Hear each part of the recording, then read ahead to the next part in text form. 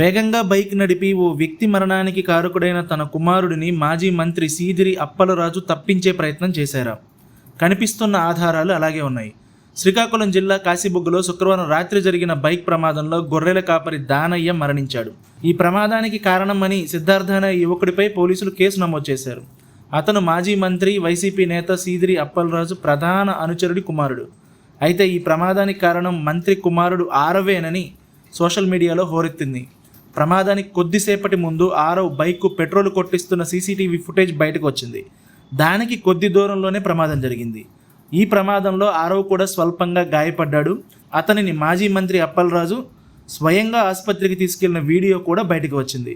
ఈ ఆధారాలన్నీ చూసిన తర్వాత ప్రమాదానికి మాజీ మంత్రి కుమారుడే కారణమన్న అనుమానాలు పెరుగుతున్నాయి.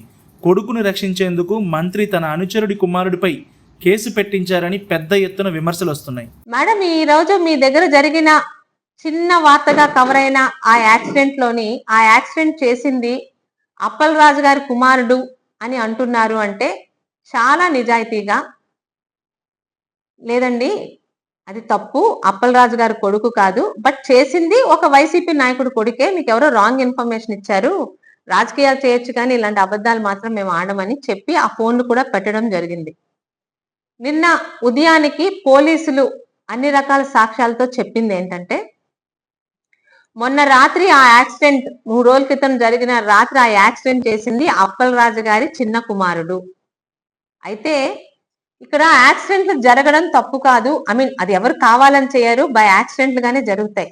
కానీ యాక్సిడెంట్ జరిగిన తరువాత ఒక ప్రజాప్రతినిధిగా మాట్లాడితే మైకులు పట్టుకొని నీతి నిజాయితీ అని బల్లలు గుద్దేసి మాట్లాడే అప్పలరాజు గారు చేసిన పని ప్రజలకి, ముఖ్యంగా మా పలాస ప్రజలకి ఖచ్చితంగా తెలియాలి. యాక్సిడెంట్ జరిగాక మామూలుగా ఎంతటి వారైనా తను చేసిన యాక్సిడెంట్ తో ఒక వ్యక్తి అక్కడికక్కడ ప్రాణాలు పోయాయి అనుకుంటే ఎవరికైనా ముందు మైండ్ ఫ్రీజ్ అయిపోతుంది, ఏం చెయ్యాలో కాలు చేతులు ఆడవు. కానీ పూర్తిగా క్రిమినల్ మెంటాలిటీ ఉన్న మనందరికీ తెలిసిన మన మాజీ మంత్రి అప్పలరాజు గారు 9:32 గంటలకి యాక్సిడెంట్ అయితే 9:45 కల్లా ఆ యాక్సిడెంట్ లో బండితో పాటు అవతల వాళ్ళని డాష్ ఇచ్చిన అప్పలరాజు గారి కుమారుడు కూడా కింద పడిపోయి ఆయనకు కూడా కంటి మీద, నుదుటి మీద, ఛాతి మీద దెబ్బలు తగిలాయి.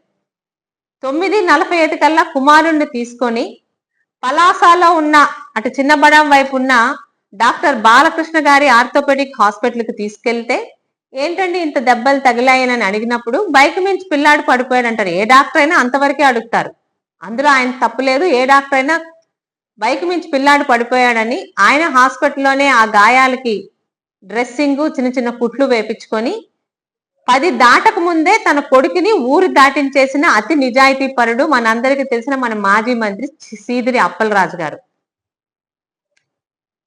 కొడుకుని తప్పించడమే కాకుండా తను ఏం చెప్తే అది చేసే నమ్మకస్తుల ద్వారా తన అనుచరుడైన ఇంకొక త్యాడి అనే అతని తాలూకు కొడుకుని ఆ రోజు ఉదయం తీసుకెళ్లి పోలీసులకు అప్పచెప్పారు. పోలీసులు కూడా యాక్సిడెంట్ జరిగింది వాస్తవం, యాక్సిడెంట్ చేసిన వాడు తన మట్టుకు తనే వచ్చి లొంగిపోయాడని వాళ్ళు కూడా అంతవరకే ఆ పోలీస్ కేసు వేసి ఎఫ్ఐఆర్ వేసి ఆ అబ్బాయి కూడా స్టేషన్ బెయిల్ ఇచ్చి వదిలేశారు. ఇక్కడ పలాస ప్రజలకి అలాగే రాష్ట్రంలో ఉన్న వాళ్ళకి 2 ఇన్సిడెంట్ గుర్తు చేయదలిచానండి.